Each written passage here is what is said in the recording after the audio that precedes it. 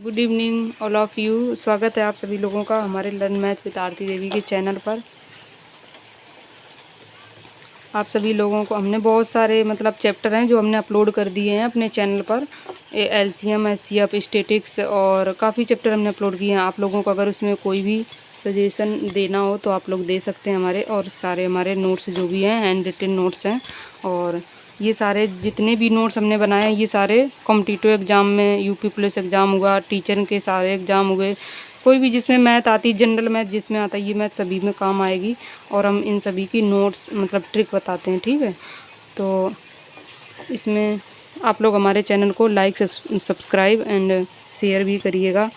जो भी आपको सजेशन देना हो कमेंट करके आप लोग हमें बता सकते हैं, ठीक है। तो आज हम क्या पढ़ेंगे, आज हम लोग ये मेंसुरेशन क्षेत्रमिति पढ़ेंगे। मेंसुरेशन क्षेत्रमिति में बहुत सारे ऐसे सवाल होते हैं जिनको हम चुटकियों में हल कर सकते हैं। अगर हमें ट्रिक पता है तो हम बहुत ही जल्दी उसको सॉल्व कर लेंगे। जैसे अब हम सबसे पहला पढ़ेंगे त्रिभुज। त्रिभुज जो होता है सबसे छोटा बहुभुज होता है, ठीक है।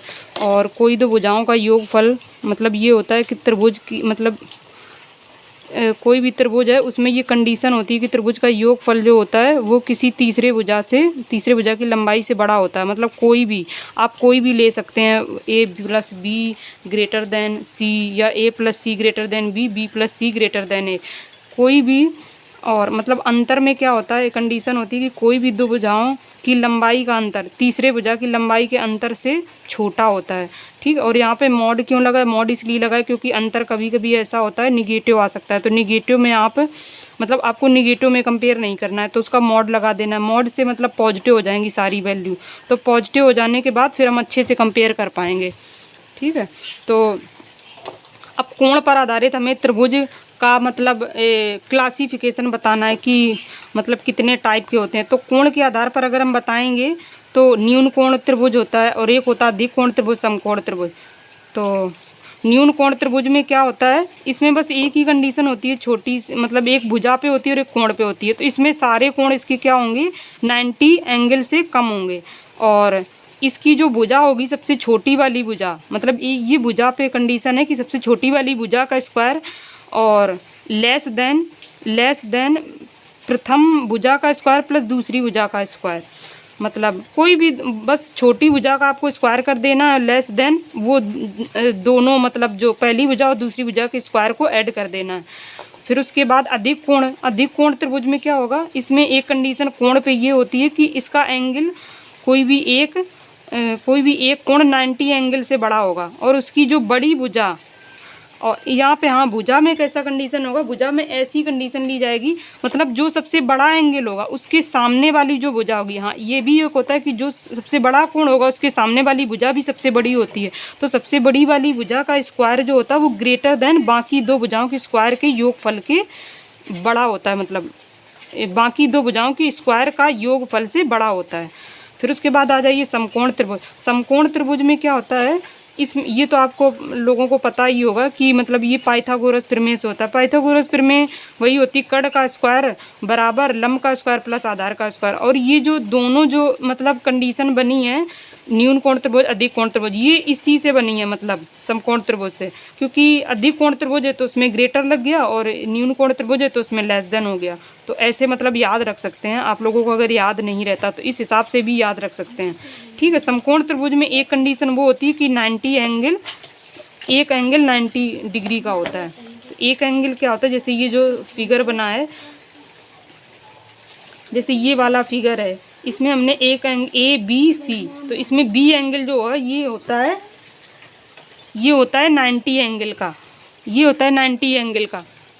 तो समकोण त्रिभुज हो गया।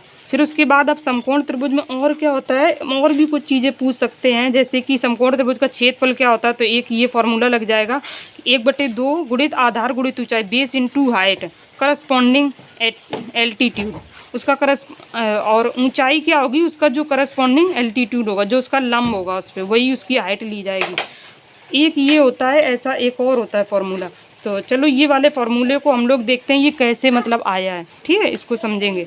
तो सबसे पहला एक ये हमारा क्या बन गया, समकोण त्रिभुज, ठीक है। समकोण त्रिभुज में ये हो गया हमारा 90 एंगल का, तो ये हो गया बी, ये हो गया सी। तो अब इसमें जैसे ये इसकी जो लंब है ये एक्स है, हमने मान लिया है, ऐसा हमने माना है, माना कि इसका लंब एक्स है और इसका जो ये है मतलब बी सी जो आधार है ये इसका स्मॉल बी है आधार। तो यहाँ से इसका क्षेत्रफल मतलब हम कुछ निकालेंगे, फिर उसके बाद वो जो हमारा मतलब फॉर्मूला है वो ऐसे निकलेगा यहाँ से। फिर एक हमने और मतलब कर्ड पे हमने एक और लंब डाल दिया, एक हमने कर्ड पे लंब और डाल दिया 90 डिग्री का। तो हमने मान लिया है कि ये एच ऊंचाई है और ये पूरी कितनी है सी है। तो अब यहाँ से हम फॉर्मूला लगाएंगे इसके लिए, ये मतलब इक्वल होता है एक इस सबसे पहले हम ए बी सी त्रिभुज के लिए लिखेंगे। तो लिखेंगे त्रिभुज ए बी सी में क्षेत्रफल, ए बी सी में क्षेत्रफल क्या होगा, ए बी सी में क्षेत्रफल होगा 1/2 गुणित आधार कितना है बी है, ऊंचाई कितनी है एक्स है। तो हमने एक ये लिख दिया फॉर्मूला जिसको हमने इक्वेशन नंबर 1 मान लिया। फिर हमने अब एक त्रिभुज लिया है, अब हमें मतलब उन दोनों में क्योंकि हमें ये प्रूव करना है ये कैसे आया है, तो इन दोनों का क्षेत्रफल इक्वल होता है मतलब। और फिर उसके बाद अब हम ले लेंगे त्रिभुज बी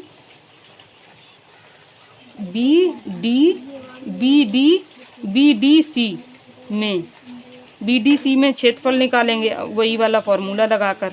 तो इसमें भी निकलेगा क्षेत्रफल इसका हो जाएगा अब इसके लिए 1/2 गुणित आधार। अब ए मतलब जब इस पे डालेंगे तो उसके लिए आधार हो जाएगा ये सी वाला, इस अगर ये वाला लंब होगा बी सी वाला, ए सी बी जब लेंगे ए बी डी सी, हाँ बी डी सी, तो उसके लिए हमने इसको माना है कितना सी, इसको हमने सी माना था। तो हो जाएगा सी 1/2 गुणित आधार गुणित ऊंचाई कितनी है एच है। तो इस हिसाब से अब ये दोनों क्षेत्रफल बराबर हो जाएंगे। तो 1/2 गुणित बी इंटू यहाँ पे लिख देते हैं 1/2 इंटू बी इंटू एक्स बराबर 1/2 इंटू सी इंटू एच। अब ये फॉर्मूला इक्वल हो जाएगा दोनों, बस यही हमने लिखा है कि 1/2 1/2 गुणित ये वाला एक त्रिभुज इसके लिए और एक ये, तो ए बी, ठीक है, ये आ गया होगा समझ में। फिर उसके बाद अब हम करेंगे भुजाओं के आधार पर। अब हमको त्रिभुज का मतलब टाइप बताने हैं, क्लासिफिकेशन की कितने टाइप के होते हैं। तो 3 टाइप के होते हैं, विषमबाहु त्रिभुज, समद्विबाहु त्रिभुज, समबाहु त्रिभुज।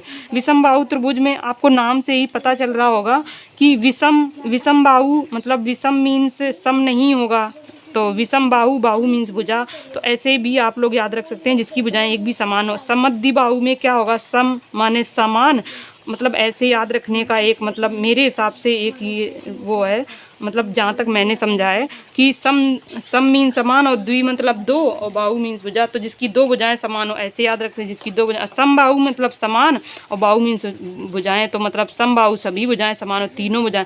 तो विषमबाहु त्रिभुज के लिए इसमें क्या कंडीशन होती है कि एक भी भुजाएं इक्वल नहीं, अरे मतलब समान नहीं होती है, मतलब कुछ होंगी, किसी की 8 होगी तो किसी की 5, किसी की 2 होगी, ऐसे टाइप का होगा। तो A is not equal to B is not equal to सी।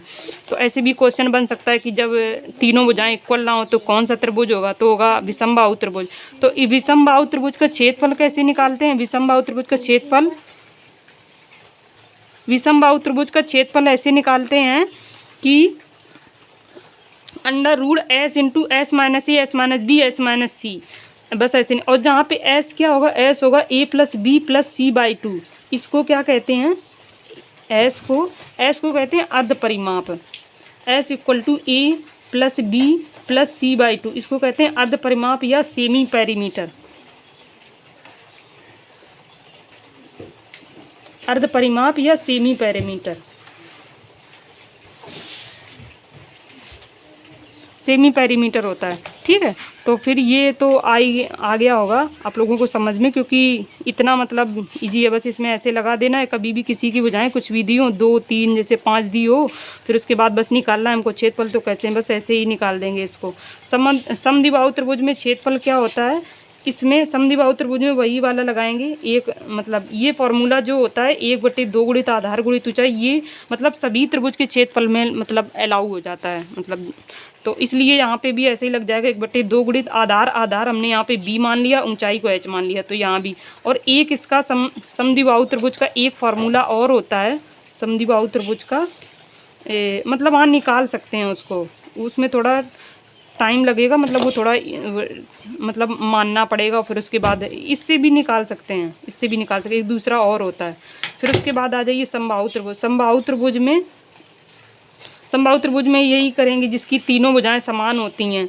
और जो ये इसमें ये चीज़ और होता है कि समबाहु त्रिभुज की जो तीनों मतलब माध्यिकाएं होती हैं, माध्यिकाओं का जो केंद्र बिंदु होता है उसको क्या कहते हैं? केंद्रक कहते हैं। और ये जो माध्यिकाएं होती हैं ये 2:1 में बांटती हैं। ठीक है, तो जैसे A अनुपात O और अनुपात ओके और OB, मतलब AO अनुपात OK, मतलब ये 2 होगा तो ये 1 होगा। कहने का मतलब ये है कि ये अगर 6 होगा तो ये 4 होगा। मतलब कोण की तरफ की जो मतलब भुजा लंबाई होती है वो मतलब दूनी होती है। ऐसे याद रख सकते हैं, मतलब याद रखने का थोड़ा मतलब मेरे हिसाब से ऐसे आप लोग याद रख सकते हैं कि जैसे ये मान लो है समबाहु त्रिभुज में अब जैसे इसका हमें माध्यिकाओं का अनुपात याद रखना है। तो मतलब अनुपात, तो ये कोण की तरफ वाला है जो ये होगा 2x, तो ये क्या होगा? x होगा, ऐसे करके। तो वही हम कह रहे हैं कि ये 2y होगा तो ये क्या होगा? ये y होगा। ठीक है, और जैसे ये अगर 2z होगा तो फिर ये z होगा, 2z होगा तो ये z होगा, ऐसे करके। तो इनका अनुपात 2:1 में ये बांटती हैं। और इनका क्षेत्रफल जो फार्मूला होता है, इनका क्षेत्रफल का फार्मूला होता है √3/4 इंटू भुजा स्क्वायर, समबाहु त्रिभुज का क्षेत्रफल। तो इससे भी इसी से निकालते हैं समबाहु त्रिभुज का क्षेत्रफल। और समबाहु त्रिभुज में और एक प्रॉपर्टी होती है समबाहु त्रिभुज की कि इसकी सभी भुजाएं समान होती हैं और इसके सभी कोण समान होते हैं। और सभी कोण समान भी होते हैं तो वो क्या होते हैं? इसके सभी कोण 60-60 अंश के होते हैं। और त्रिभुज के एक ये भी प्रॉपर्टी होती है कि त्रिभुज के सभी कोणों का योग 180 अंश होता है। त्रिभुज के सभी कोणों का योग 180 अंश होता है। तो अभी ये सारी प्रॉपर्टी हैं जो हमारे क्वेश्चन में अभी मतलब लगेंगी, फिर उनको हम अप्लाई करेंगे। तो जैसे अब ये जैसे एक क्वेश्चन है, एक समबाहु त्रिभुज का ऊंचाई ये दिया गया है, समबाहु त्रिभुज का क्षेत्रफल पूछा गया है। तो समबाहु त्रिभुज की h जो है इतनी है। तो इन्होंने यहाँ देखो ऐसे लिखा है कि मतलब समबाहु त्रिभुज की ये h दे दी है, तो हमने मान लिया कि समबाहु त्रिभुज का जो भुजाएं हैं वो ए हैं। तो हमें पता ही है समबाहु त्रिभुज का क्षेत्रफल क्या होता है? √3/4 इंटू भुजा स्क्वायर। तो यहाँ से हम ये वाली रख देंगे वैल्यू। फिर उसके बाद हम एक उधर वाला फॉर्मूला लगा देंगे समबाहु त्रिभुज में। एक हम फॉर्मूला ये वाला लगा देंगे कि 1/2 गुणित आधार गुणित ऊंचाई। तो वहीं से इसको निकाला गया है। अगर हम ये दोनों वैल्यू को इक्वल कर देंगे तो वहाँ से हमारी ए की वैल्यू आ जाएगी। और जब हम ए की वैल्यू निकाल लेंगे तो हमारा बस फिर मतलब क्षेत्रफल आ जाएगा। तो वही इसमें किया गया है। इसमें इस तरफ से चलो एक बार निकाल के दिखा देते हैं। जैसे h क्या दिया गया? h 4 दिया गया है। ठीक है, और क्षेत्रफल इसका होता है, ए को हमने एरिया मान लिया है। एरिया तो मतलब हम इसको ए भी लिख सकते हैं शॉर्टकट में। तो हमने लिख दिया ए √3/4 इंटू भुजा का स्क्वायर। तो भुजा क्या है? हमारी ए स्क्वायर है। और एक दूसरा फार्मूला ये लगेगा 1/2 गुणित आधार हमारा ए है और गुणित ऊंचाई हमारी क्या है? 4 है, क्योंकि 4 हमको दी गई है, ये दिया गया है। तो यहाँ से हमने लिख दिया। अब यहाँ पे दोनों, अब ये हमारा क्या एक इक्वेशन बन गया, इक्वेशन नंबर 1। अब इस इक्वेशन नंबर 1 से अगर हम ए की वैल्यू निकाल लें तो हमारा क्षेत्रफल आ जाएगा समबाहु त्रिभुज का, वही पूछा गया है। तो हम कैसे निकालेंगे? हम लोग 2 दूनी 4, तो आ जाएगा √3/2 इंटू ए का स्क्वायर बराबर ए इंटू 4। ए का एक ए से ए कैंसिल हो जाएगा। तो हमारा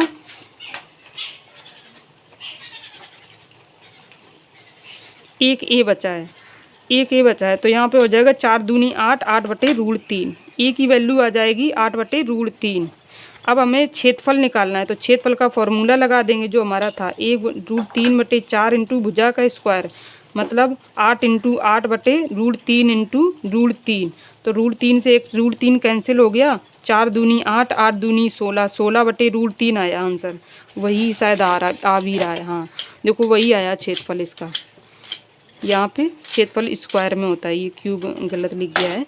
तो सेंटीमीटर स्क्वायर आएगा हमारा आंसर। सेंटीमीटर स्क्वायर में 16/√3 एक आयताकार, अब दूसरा क्वेश्चन लगाते हैं, एक आयताकार मैदान का परिमाप इतना दिया गया है, और परिमाप का फॉर्मूला क्या होता है, 2 गुणित लंबाई प्लस चौड़ाई आयताकार का, आयत का, और इतने मीटर वो लंबा है, मतलब लंबाई दी गई है, तो इसका क्षेत्रफल पूछा गया, तो मतलब वहीं से चौड़ाई निकाल दो, परिमाप वाला फॉर्मूला लगा के, जैसे हमने चौड़ाई को b मान लिया, लंबाई को a मान लिया, तो यहाँ से हमारा एक आ जाएगी वैल्यू, और फिर बस क्षेत्रफल, आयत का क्षेत्रफल होता है लंबाई गुणे चौड़ाई। ये तो काफ़ी इजी क्वेश्चन है, तो मतलब इसको कर लेंगे।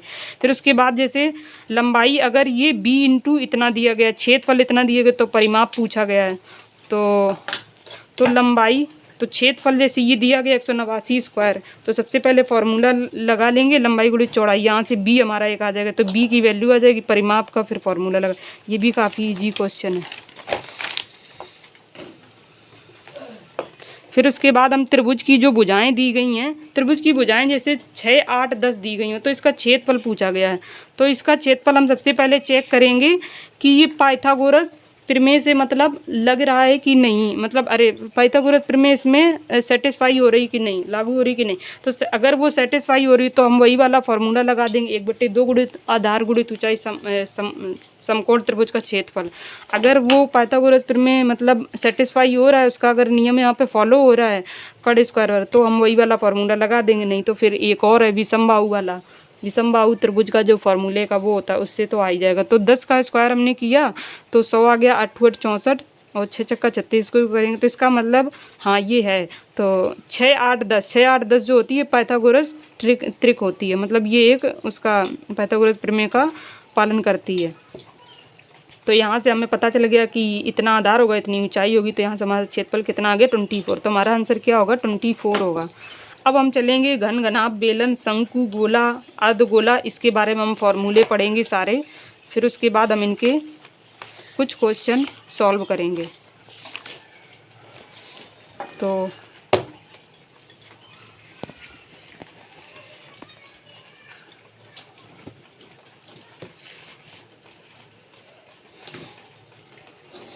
तो घनाभ